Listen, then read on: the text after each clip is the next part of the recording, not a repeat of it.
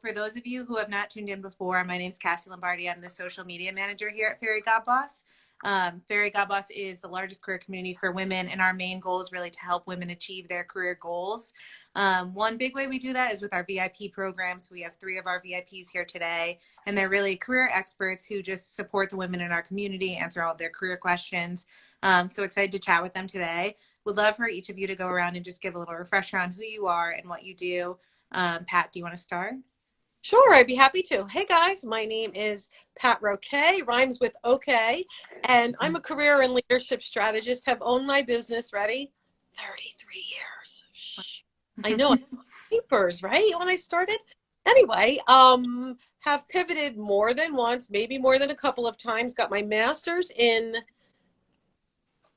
distance learning and did my thesis on best practices for virtual teams in spring 2001, before 9/11, before the towers fell. So I've been helping organizations and individuals really thrive through chaos and really learn how to figure out their zone of genius, how to get paid well doing what you love without selling your soul or losing your mind.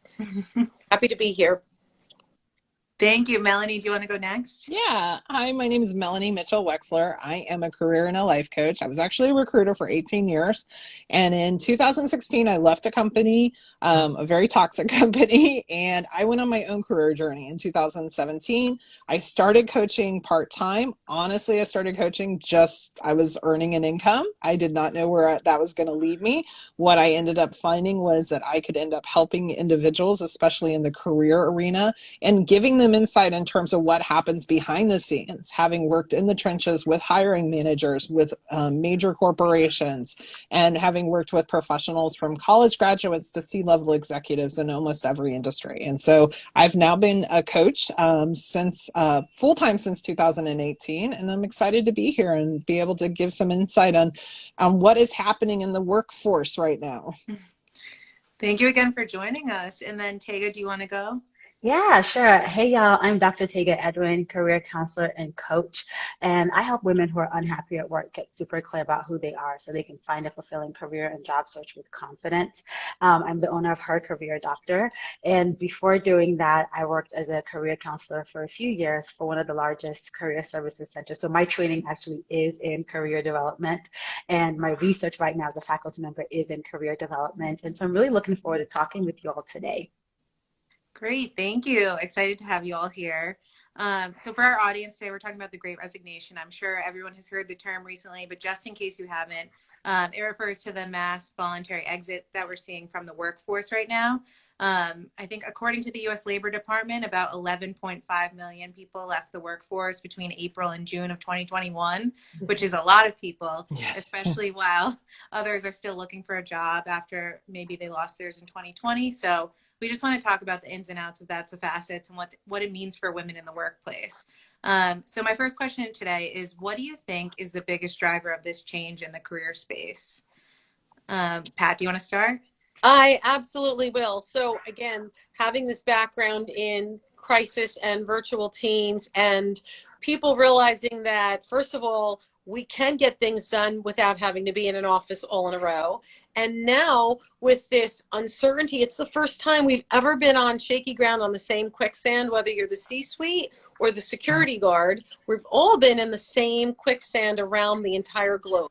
So maybe that's a unifying factor, but maybe it's also frustrating because I know family and friends who are just trying to figure out what I'm supposed to do next. And the lack of answers, because there really are not answers, we're all doing our best guessing, is frustrating the daylights out of people. But while we've been in seclusion and isolation, lockdown, shutdown, any version, pick your favorite word, but 18 months of pandemic, there is no post-pandemic, I don't think. I think it's this morph. And so people are coming back to reevaluating their priorities, their commitments. They forgot what it was like to have family around a dinner table together, talking to one another. So what do I want now? What do I deserve now? What does my family need? And women as family quarterback are the ones who are being tugged and pulled in so many directions. And they're just not sure if they don't get the flexibility, right? 1 in 4 are thinking of quitting their jobs. Gallup said 7 in 10 were already disconnected before the pandemic. So if you're already not so engaged before, all you need is one more excuse, right? And people are really ready to walk because they're rage quitting, they're singing, take this job and shove it. And it's a time of reevaluating who we are, what we contribute, and what we deserve. And that is causing a lot of upheaval for all of us to have to figure out and help folks through. Melanie and Tega, do you have anything to add there? Yeah, I think, Pat's spot on this. I think what happened, or I saw what happened with my clients, is really the light bulb went off. For example, I was in a company, I knew there was bad things in the company I was with. I knew that. But truthfully, I had some luxury because I had been there for 8 years. They gave me flexibility.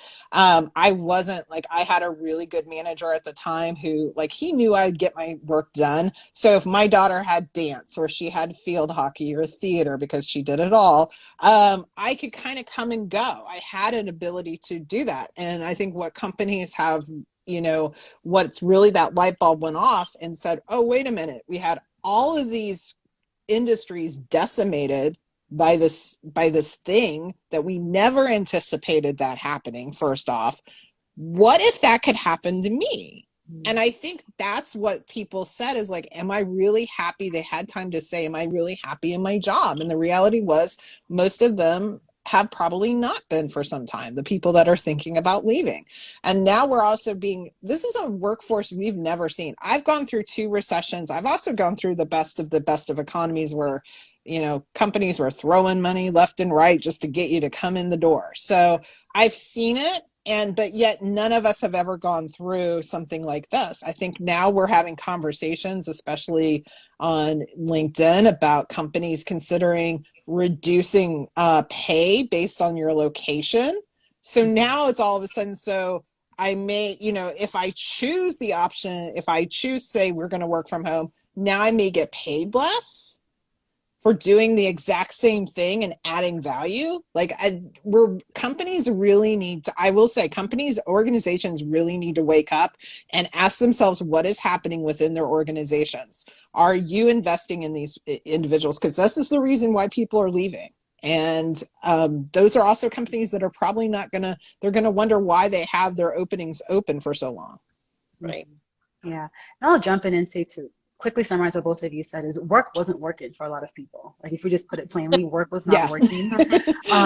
But we can't discount the health aspect too, right? So something you were saying there, when we talk about these workplaces that are discounting their employees' growth and development, part of that, how it's then showing up for a lot of employees, was their physical and mental health was taking a toll, was taking a beating.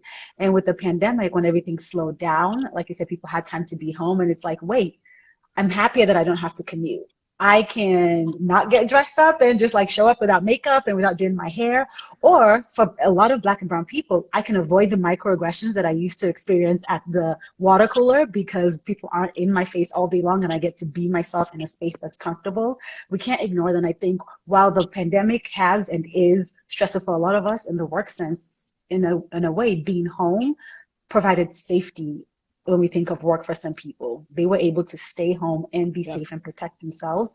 And it made them realize, wait, the place I've been going in and spending the majority of my time hasn't been working for me, and it's time for me to find somewhere else. That's great. I love that point. I think I was reading it in Fast Company, where they were saying we should call it, instead of the Great Resignation, the Great Reprioritization. Mm-hmm. And I think that's a great positive way of looking at it, because we're not just resigning because we're just going to quit our jobs and do that. It's really trying to pivot our lives and make it so much better. Mm-hmm. So to that point, what do you think are the main positives that will come out of this shift in the career space? I think, and because I'm seeing this already with some of my clients, I think we're going to see just happier people. It sounds weird because we're in a pandemic, but I always say, and the research is out there, over your adult lifetime, you will spend 90,000 hours at work. 90,000. It makes zero sense to be miserable for that much time, and people are recognizing that it makes zero sense to be miserable for that much time, because when you're miserable at work, everybody around you gets the brunt of it. And so if I would say one thing I think will come back is, as people are reprioritizing, we're going to see happier people because they're doing more aligned work, and it will trickle out into the atmosphere. I think, or at least my hope, is honestly that we will see a change in the recruitment process, that we will see companies realize, because I worked with organizations even after the recession, and they were like, oh, well, this person has a gap. We can't, like, we need to have, nobody with gaps on their resume. And I'm like, because half of the world was just like, half of the United States was just unemployed for a year and 2 years. That was back in the last recession of 2008 into 2010. So my hope is that companies are now going to start really figuring out ways that they can invest in their employees, but also understand we have to change the hiring process. We have to become more, we have to stop this 5 to 7 interviews plus do a presentation and then not make a decision. Like you have to stop that. If you truly don't want your business to be impacted, there's some really great people out there. And so I hope this is a wake-up call, because I think this is the first time I've ever seen in my lifetime where employees are starting to take the lead and saying, no, time out, I'm done. And they're putting their foot down, as opposed to it's always been employer led no matter what.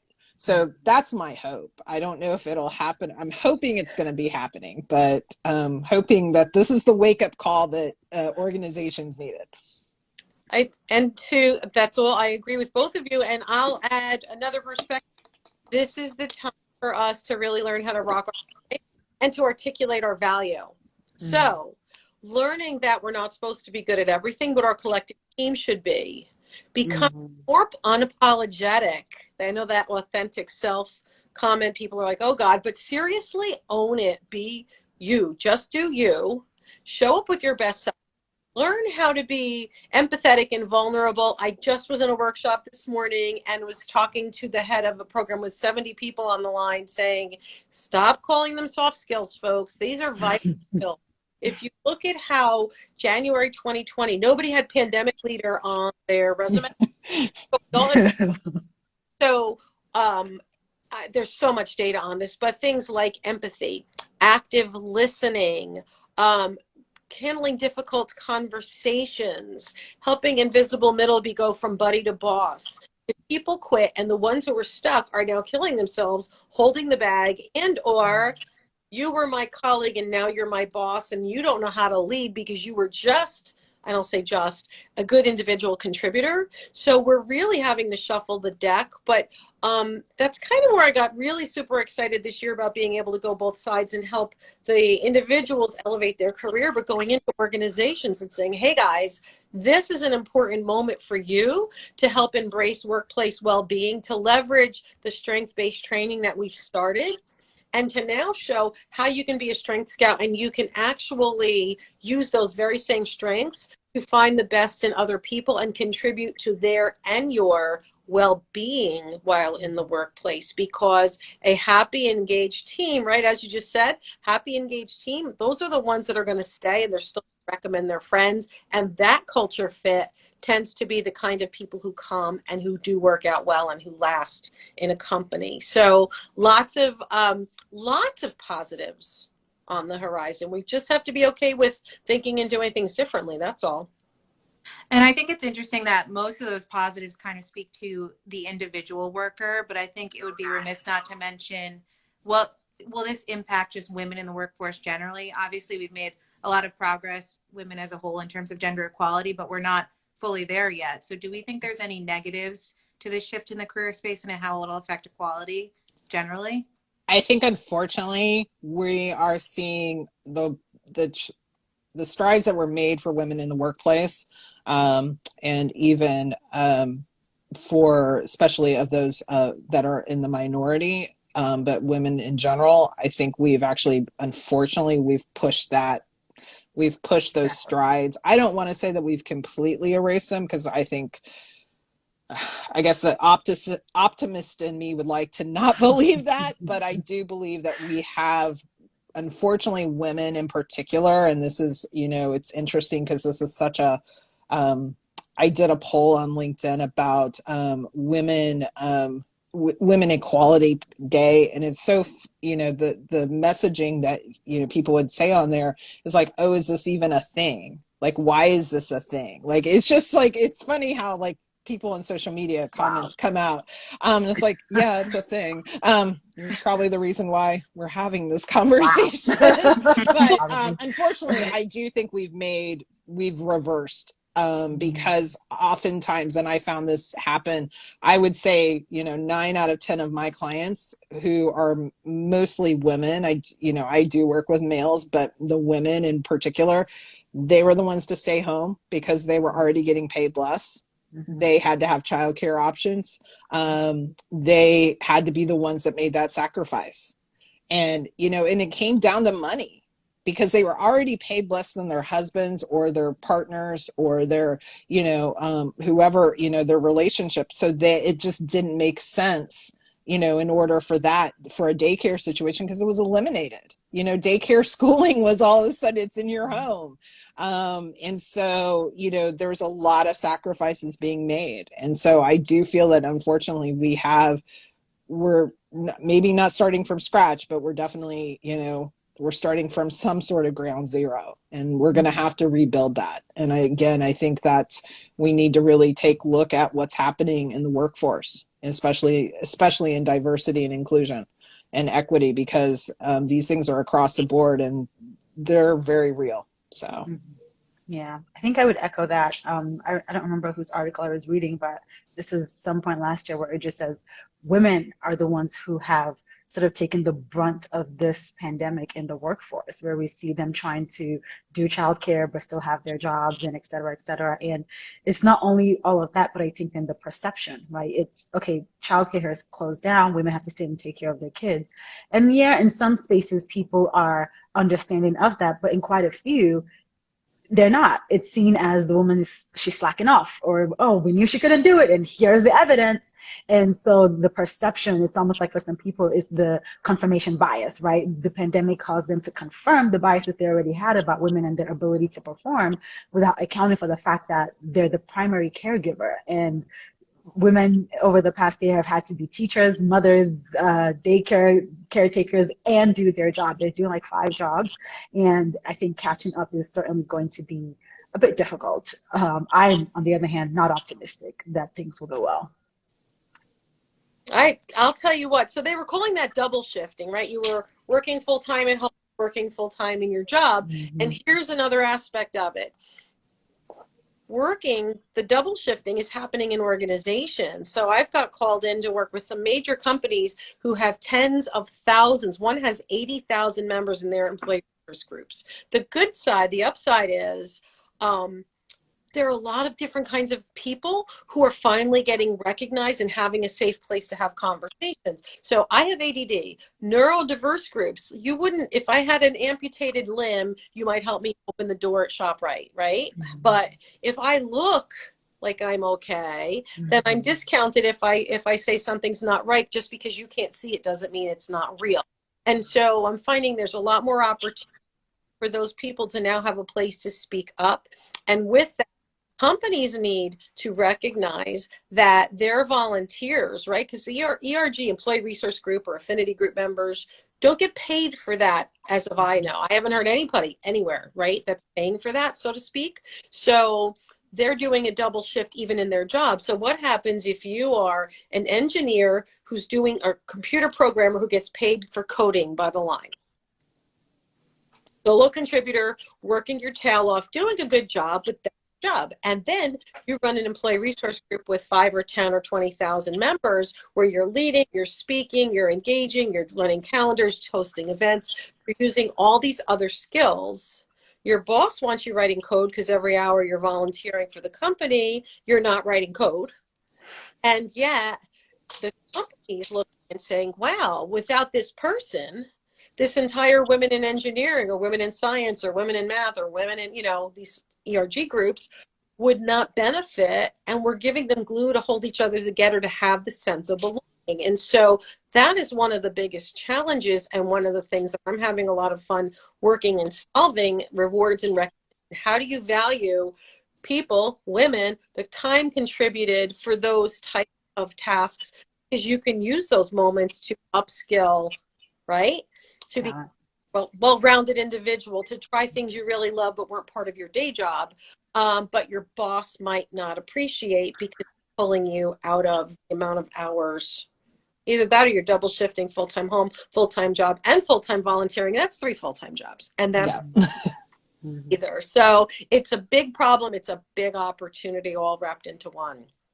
Yeah, I think it's so important what you said, Pat, about speaking up and just remaining visible and advocating for yourself. We actually, our last Instagram Live with 3 other VIPs was talking about just that, and they had some great tips. But I think just it's so important. We're behind a computer screen, we're at home. Just make sure that you are heard, you're seen, and just brag about yourself, promote yourself, and do that so importantly.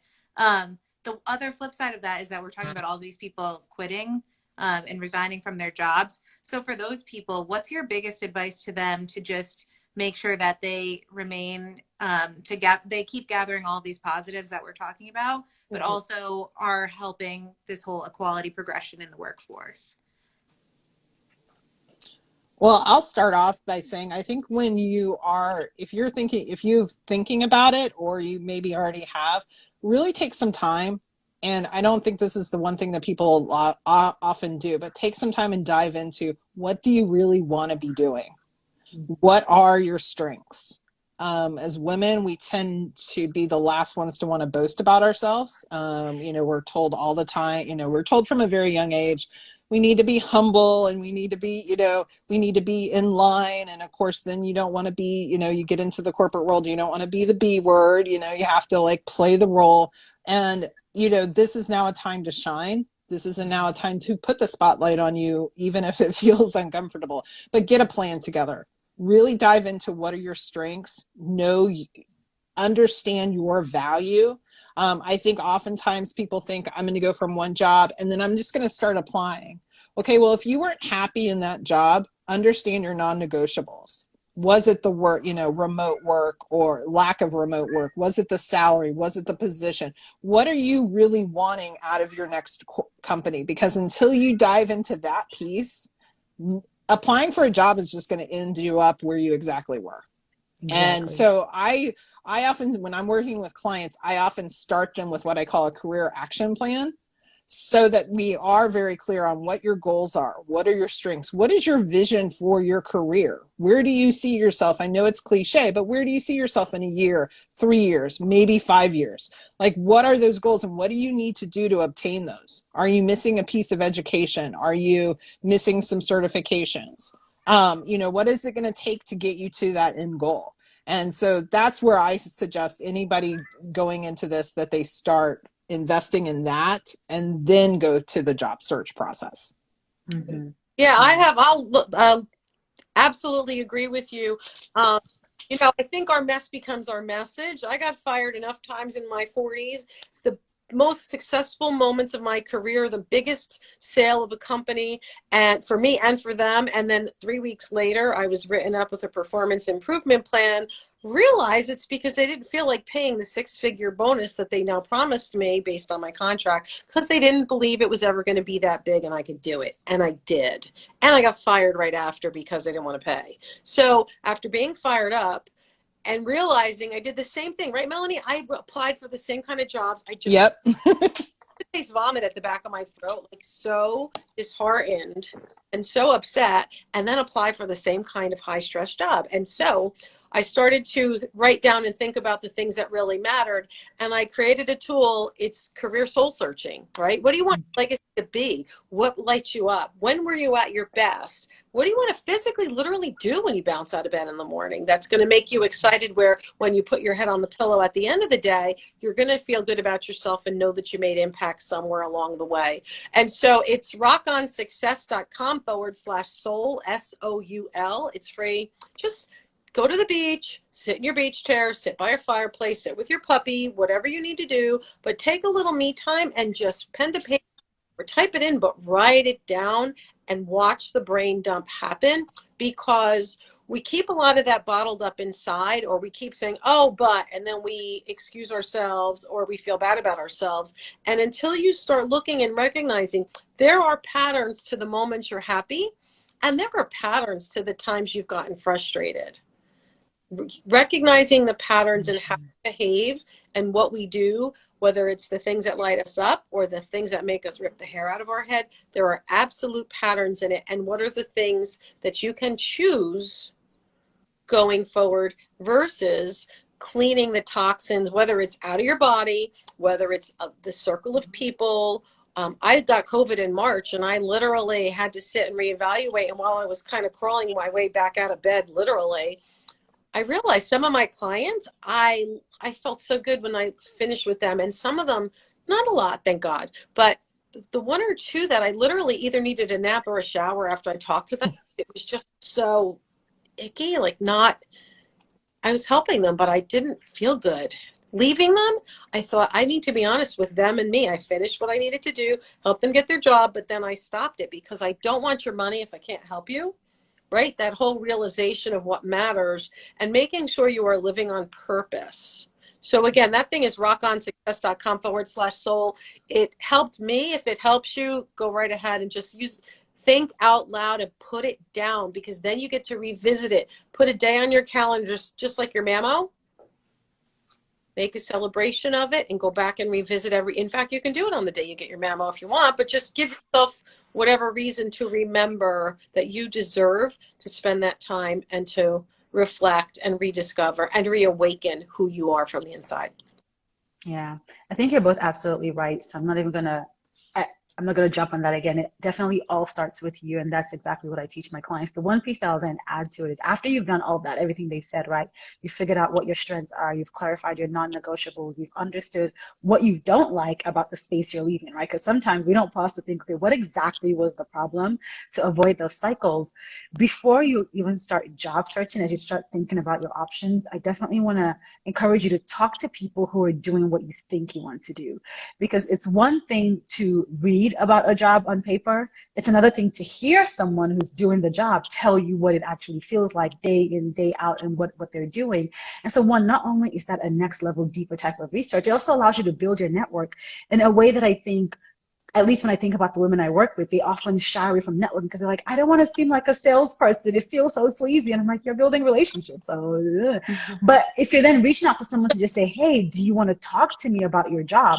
That way, you know, you're not going in with an ask, so to speak. You're going in for them to talk about themselves. So you're doing research, but you're building your network at the same time, so that when the time comes and you figure out what it is you want to do and you're ready to make that transition, you have some people you can go back to and tap into. But definitely start with all that clarity about yourself, and then next step should be doing research. Too many of us run away from research or just want to go back to what feels comfortable when we're picking our next role. But there are like hundreds and thousands of jobs that were not even in existence 5 years ago or in existence now, and you won't know about them until you do some research. So a lot of times we just think of what we've been exposed to, but we haven't always been exposed to what is right for us. So take time to do research, and when you find what you're looking for, talk to people who are doing that job so you get a true sense of it before you then take that leap and apply.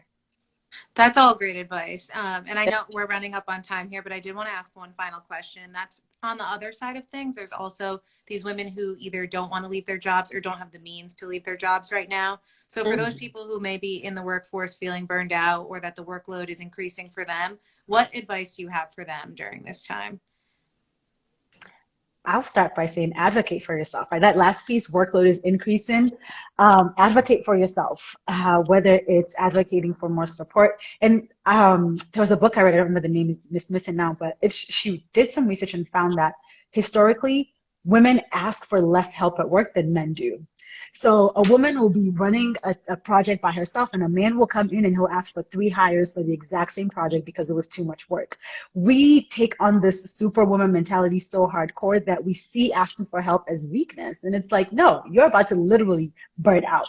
So oftentimes we assume that there aren't resources available to us, but we haven't actually asked for them. So if you're there and the workload is increasing because people are leaving, definitely start by asking for support, whether it's people, whether it's money, whether it's time. At least make the ask. If you never ask, the answer will always be no. So advocating for yourself is one big thing I'll say.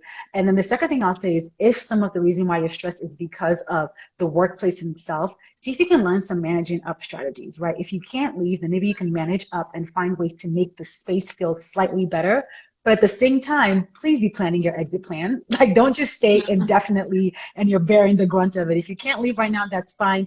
Do your however long you need to do, but be planning your exit plan while you're doing that. I'll jump in because I love what you just said. And this is something that I was talking about the other day and everybody had their jaw hanging open. You need to learn how to stick your hand in other people's pockets. What do I mean by that? First of all, go through your own inventory, go through your credit card bills, all of them, and actually look at where your money's flowing and going and see what you can turn off. Do you have subscriptions to things you don't even know what they are, paying for apps you don't use? When you start to just go through your phone bill, go through your cable bill, go through your cell phone bill, those are I found $6,000 just doing that once. $6,000. That's a lot of money, but it was here and there. Paying insurance on a phone that's worth less than the insurance was costing, your car insurance bills. So first of all, look through that because you need to understand what your nut really is, what your cost of living really is, because people sometimes think that they need X amount to be okay. And when they do exercise and realize they actually can be okay with a lot less, it takes just some of the pressure, some of the steam out of the tea kettle. And the other part when you're in your job is don't hesitate to go around and figure out where there's budget left over. This is the time of year where you should be checking every piggy bank you can stick your hand into, whether it's HR, operations, marketing, hiring, innovation. There are budgets for all of these things. And I'm telling you, I keep hearing, because I always ask, where can we find money? Not because I want your money, but because you're going to be able to have resources to get more help that you need to be able to help more people. And it's a use it or lose it mentality. If you don't find the money and you don't help spend it, you're not going to have it next year. And there's extra because a lot of companies planned on being back live. And the in-person costs of doing business are much, much higher than the virtual costs of doing business. And so ask around, anticipate what's going to still be over. And now's the time to be calling folks like us, corporate executives, whoever, have us come in and talk about what I do things like 90-day leaps. I came up with a way to do a little nugget bite-sized version of what you want. Because if you find money you need to spend in 21, we can get you started making an impact today with money that we can help you find from wherever, so that if you don't get all the hiring, the headcount you want, here's a way to offset it. You'll get the help you need even if you don't get the headcount you want. So think a little bit more creatively about the money that's sitting in pockets and in drawers and in pockets all over the place, because you still have the ability to be creative and do it with those resources. That's it. Melanie, what about you? I would just add, I'm going to go in a different direction, and I'm going to talk about self-care. I think that throughout this period of time, I mean, unfortunately, I have had back-to-back years where I lost both my parents. Just our mental health is so important. Obviously, we're becoming better about advocating for some are better about advocating for themselves, but take some time for yourself, especially if you are wearing that hat where you are the mother, the daughter, the sister, the aunt, the best friend, the worker that has 3 hats at the job. We need to take some time, and it's okay. And it's okay to take that time away. The kids will be fine. The kids are going to be okay. The partner will be okay. The family's going to be okay. Everyone's going to be okay. But you need to be okay as well.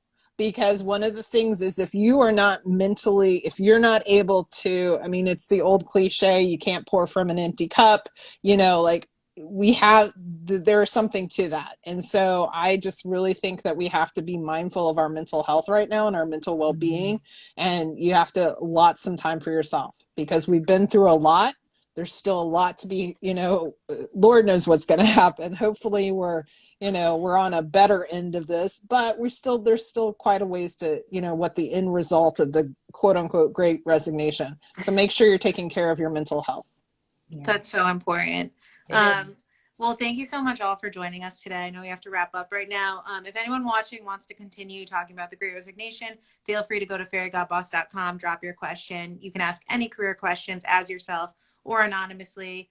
You'll get advice from peers or VIPs like we have here today. And everyone we talked with today will be tagged in the comments if you want to follow them as well. So thank you so much for joining us today, and I hope everyone tunes in next time. Thank Bye. you. Thank Bye. Thank you. Bye.